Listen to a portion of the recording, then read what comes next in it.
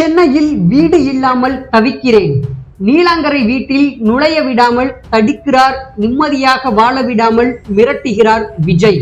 கண்ணீருடன் சங்கீதா குற்றச்சாட்டு.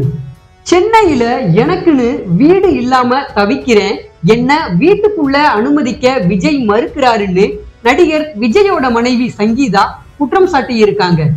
விஜயோட அரசியல் சூழலை கருதி பலமுறை சுமூகமா விவாகரத்து பெற முயற்சிச்சேன், ஆனா விஜய் பிரிஞ்சு போக மறுக்கிறாருன்னு சங்கீதா பரபரப்பு குற்றச்சாட்டு சொல்லி இருக்காங்க.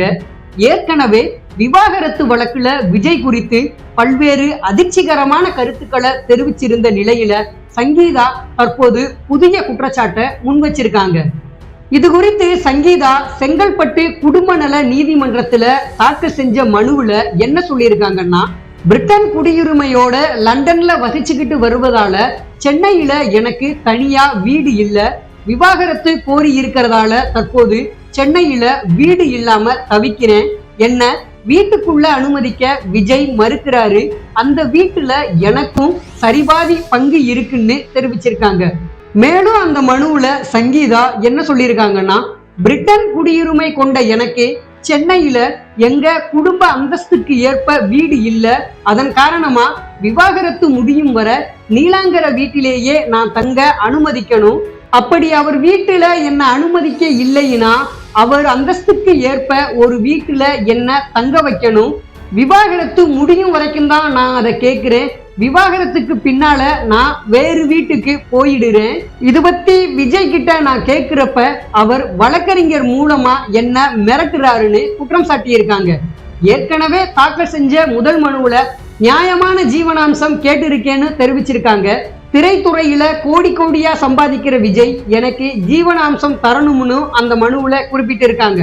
கடந்த வாரம் பிப்ரவரி 28 சங்கீதா விவாகரத்து கோரி சென்னை குடும்ப நல நீதிமன்றத்துல மனு தாக்கல் செஞ்சிருந்தாங்க.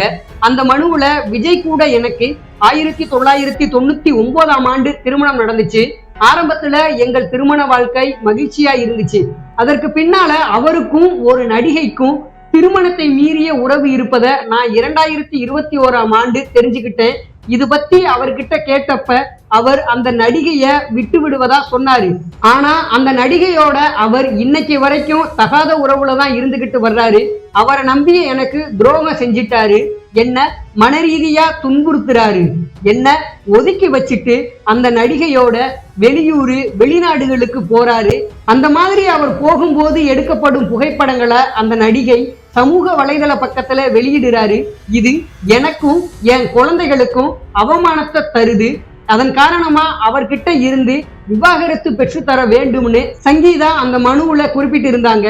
நிலைமை இப்படி இருக்க எரிகிற தீயில எண்ணெயே ஊத்துற மாதிரி சென்னை திருவான்மியூர்ல கல்பாத்தி சுரேஷோட மகன் திருமணத்திற்கு விஜயும் நடிகை த்ரிஷாவும் ஒன்னா ஒரே கார்ல வந்து மேடையில ஒன்னாவே போட்டோவுக்கு போஸ்ட் கொடுத்திருந்தாங்க.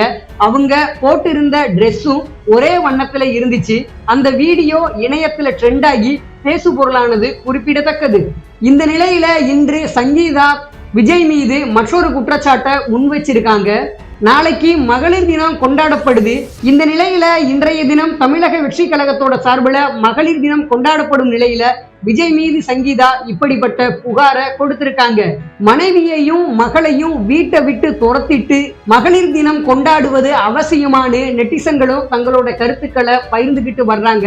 இதன் காரணமா நடிகரும் தமிழக வெற்றி கழகத்தோட தலைவருமான விஜய் அவர்களோட பேரு நாளுக்கு நாள் டேமேஜ் ஆகிட்டே வர்றது குறிப்பிடத்தக்கது.